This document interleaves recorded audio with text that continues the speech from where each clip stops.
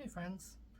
When I used to work in residential treatment, one of the things that I noticed is a lot of conversations about reactivity.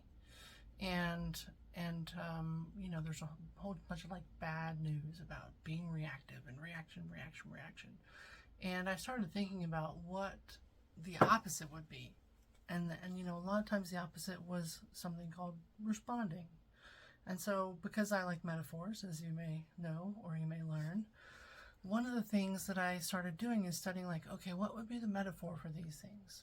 So I started down this really weird deep dive hole of nuclear reactors and what makes them work and what makes them function, and watching YouTube videos and kind of nerding out on nuclear reactors for a minute.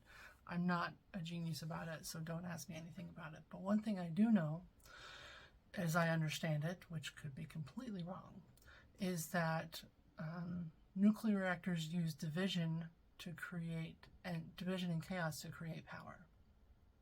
So when I plug that into our reactive tendencies, that makes sense. There's a proper parallel there. So then I started thinking about what could be the metaphor for responders. And the first thing I thought about was first responders.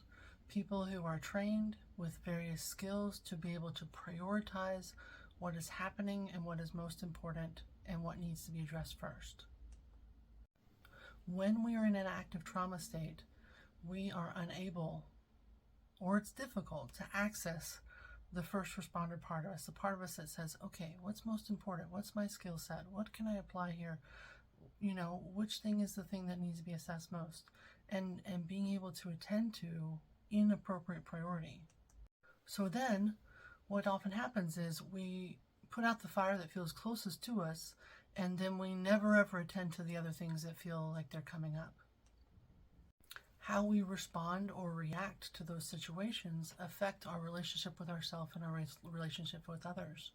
I've met many people who have reactions that could be a relapse or a depressive episode or an angry outburst or a suicide attempt or acting out behaviors or all kinds of different things that are reactive to whatever our state is, because we don't know how to identify or triage what's going on with us because we haven't become familiar enough with it. So then what often happens is we put out the fire that feels closest to us, and then we never ever attend to the other things that feel like they're coming up. The first 4 or 5 months of the year, I had at least one day where I had a convergence of multiple trauma triggers within an hour of each other. And I don't know what was going on, but it was rather dysregulating. Usually I'm pretty familiar with my trauma, so I can see it and I say, oh, I see you there, and I can manage it and sort through it.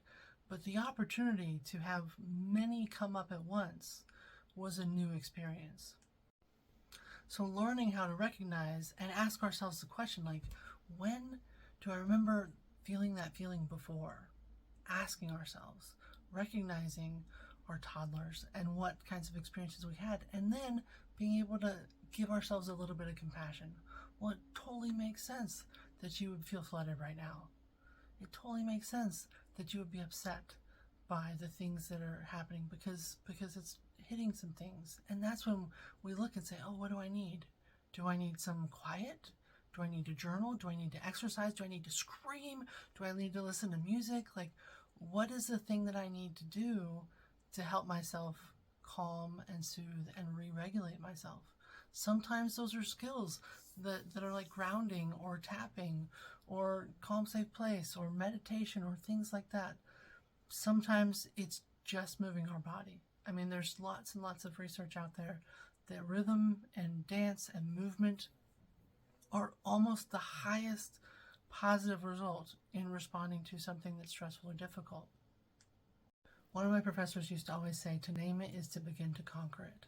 So if I don't know that I'm in a trauma state, I can't do something about it. And so I encourage you to begin to pay attention and listen so that when you're triggered, you can respond instead of react. And you'll notice how your relationships with other people change and improve and grow, and especially your relationship with yourself. Thanks, y'all.